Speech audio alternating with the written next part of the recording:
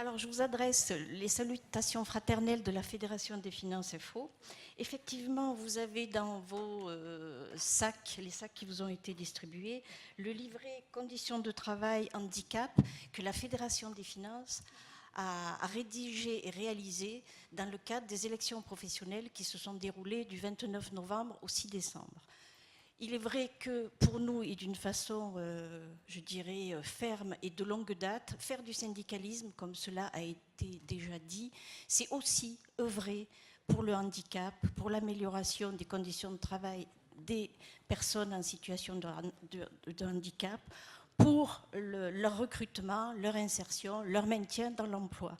Donc nous avons voulu, dans ce livret, vous détailler le combat de la fédération sur ce créneau-là. Je voulais vous préciser aussi que historiquement, la Fédération des finances intervient à Bercy dans un cadre qui a été, complètement, je veux dire, la création de la CRIF par Didier Fontana en 1991 a permis à la Fédération des finances d'avoir un cadre d'intervention. C'est ce que je voulais vous dire. La cellule de recrutement et d'insertion des personnes handicapées à Bercy, créée en 1991 par Didier Fontana, a permis dès cette année-là l'engagement de notre ministère. Et nous, au niveau de la fédération, nous avons tout fait pour que la CRIF, qui était menacée de disparition par une réforme du secrétariat général, soit maintenue. De même que soit maintenu, et nous y tenons particulièrement, le réseau des 200 correspondants handicap que nous avons et qui interviennent avec les services RH directement sur le terrain. Donc ce combat a porté ses fruits puisque le réseau est maintenu, mais nous n'avons pas dit notre dernier mot puisqu'il est toujours menacé. Donc nous continuons à vouloir préserver et améliorer ce réseau.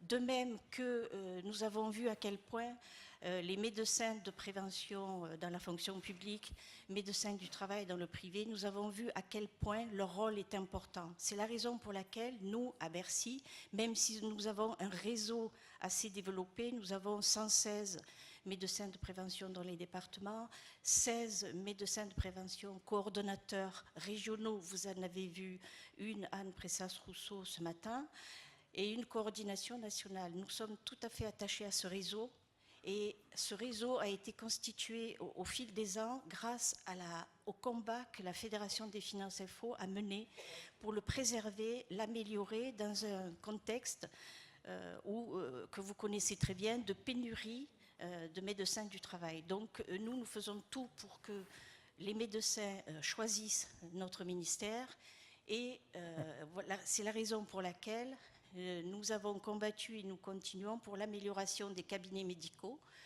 pour que les médecins disposent du matériel absolument indispensable pour recevoir les agents dans de bonnes conditions, pour que les règles de confidentialité soient respectées, dans un contexte à Bercy qui est très difficile, à savoir que nous sommes depuis des années en restructuration permanente, en suppression massive d'emplois. Nous avons perdu plus de 10 000 emplois ces 5 dernières années. Donc le contexte est difficile, mais nous le menons. Et nous avons la satisfaction de vous dire qu'aux élections professionnelles, nous avons obtenu 2 sièges sur 2 concernant les médecins de prévention. Donc ce combat a porté ses fruits. Donc nous continuons aussi également, alors je sais que le temps est compté, mais nous nous battons également contre toute discrimination et nous demandons et nous revendiquons une étude concernant le déroulement de carrière des personnes handicapées afin de lutter contre toute discrimination. Nous nous battons également sur tous les terrains pour que les sites de travail soient accessibles, ce qui est encore loin d'être le cas. Donc toutes les sections départementales de tous les syndicats de la fédération donc, interviennent sur le terrain. Nous nous battons pour que les aménagements de postes préconisés par les médecins de prévention soient réellement mis en œuvre. Et croyez-moi, c'est loin d'être le cas partout.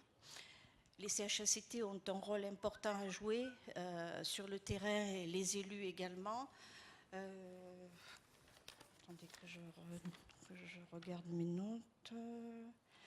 L'accessibilité numérique encore est un chantier à venir qui est quand même très important dans la mesure où les logiciels concernant l'activité professionnelle et les missions des agents sont en perpétuel changement à Bercy.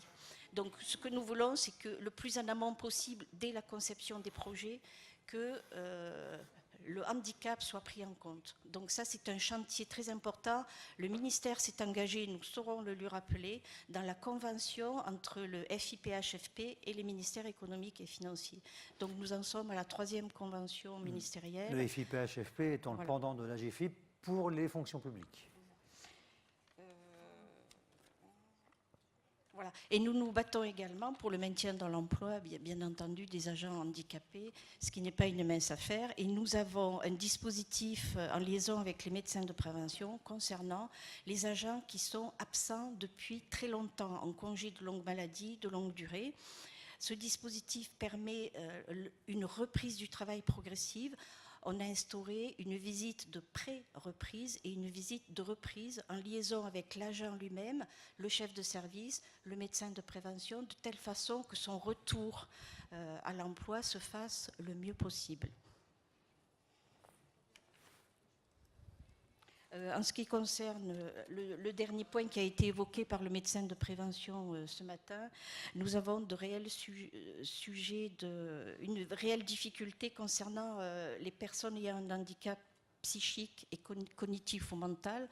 Nous en sommes au stade où le cadre a été discuté et mis en place, mais malheureusement un échec qui est dû au manque d'accord des agents qui pourraient être intéressés.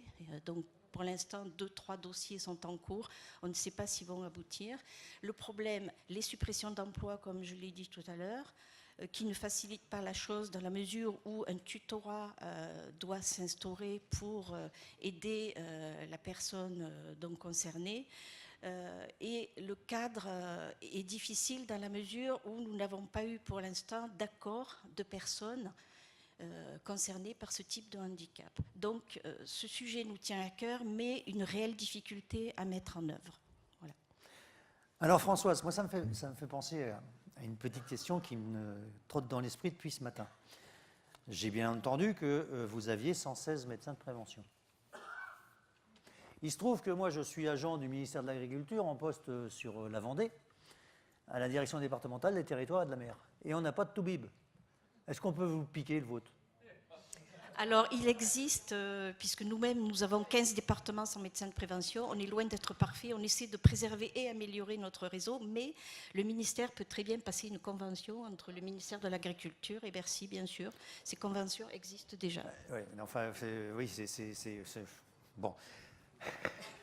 C'est du politiquement correct, dis donc. Non, mais bon, est-ce